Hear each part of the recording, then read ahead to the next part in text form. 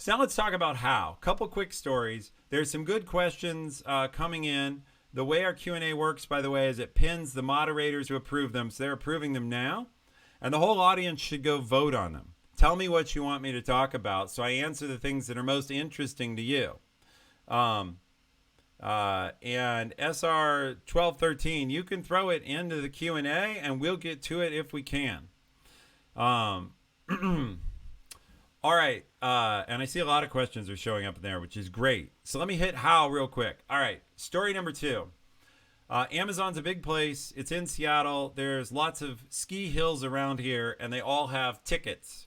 And there was a guy at Amazon for about 10 years who went around to the different ski hills and got group deals on the tickets, brought them into the office, resold them at the discount price with no profit, and distributed them to skiers. Now, you might think, how do you build a network? And you have no idea. Like, oh, I'm not an executive. Nobody wants to talk to me. That guy had a killer network of people who appreciated him. They might not know jack shit about his technical ability. He was a tech guy. But they know he's a nice guy and they've met him and they're going to recognize his name. And if he chose, which I don't know if he did or not, to build a social network out of those folks and say, hey, connect me on LinkedIn, or reached out to them, he could have an enormous social network of people who appreciate him. And what he did was a simple public service. Now, did it take a lot of work? Sure, but he wanted cheap ski tickets himself. And by doing that for everyone else, he brought in all these cheap ski tickets, I'm sure, for himself. And maybe, I don't know, maybe on the back end, the ski hills were giving him a freebie now and then because he was selling so many tickets for him.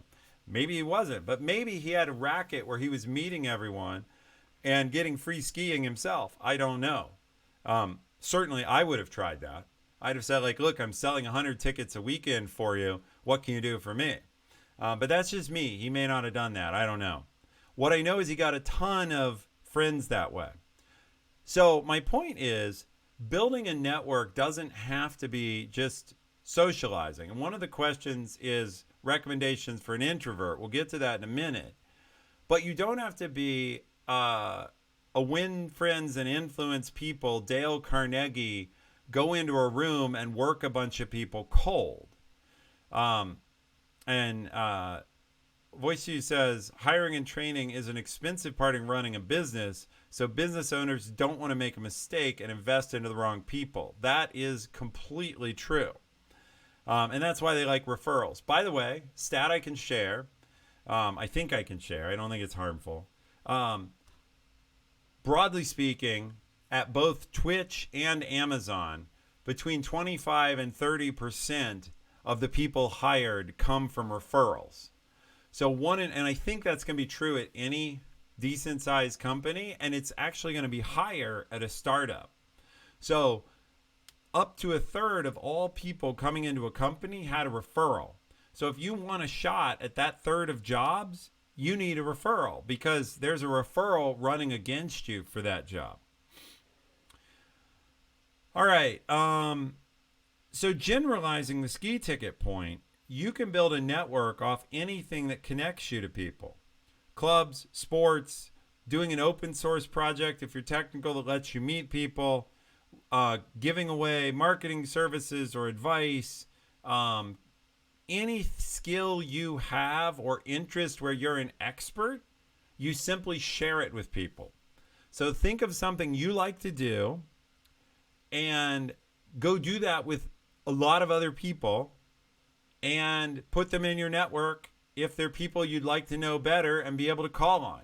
Now that seems like very generic advice, but my point is pick something you're naturally passionate about. And then use that passion and build a network around it. Somebody says they've heard Investigate Investing says they've heard stats that 80% usually for referrals. I don't think it's quite that high, but it's big. All right, last point, and then we'll jump into questions. So my last point is the story of the question of the week. And for all the regulars who are here, and I see a lot of you in chat, thank you for being here. And I'm sure some of you are lurking. Each week, we go through a question that is designed to build closer and closer relationships. And it's taken from a guy named Arthur Aaron, who ran an experiment, who figured out that if you disclose a little bit about yourself personally, then people will disclose back to you a little bit more about themselves, and you'll end up building a closer relationship. And so that's why, like, there's the joke in chat here about how old is Devin. He makes fun of not disclosing that, and so people really want to know. But the point is something as simple as exactly how old you are can make people think like you're sharing your authentic self. And so most streamers do this. That's what makes their community. It's an interaction where I'm sharing something of myself and who I am, and that builds relationship. It's the blue shirt. It's a brand thing. Could be the blue shirt. That's true. And I'm off brand today, which is very rare, but I'm on brand for Twitch, so we'll let it pass. So I'm going to go ahead and do something I rarely do, which is ask the question of the week early. And the point is, what this guy Arthur Aaron figured out that you can do and use is, it was really dumb. He ran this experiment, or someone who's followed up on his research ran an experiment where they sent an actor to a bus stop. And the actor would say one of two lines to try and strike up a conversation with people at the bus stop. And he had a like cold line, like a non-intimate line, and then a more intimate line he would try. And intimate wasn't very intimate, as you'll see.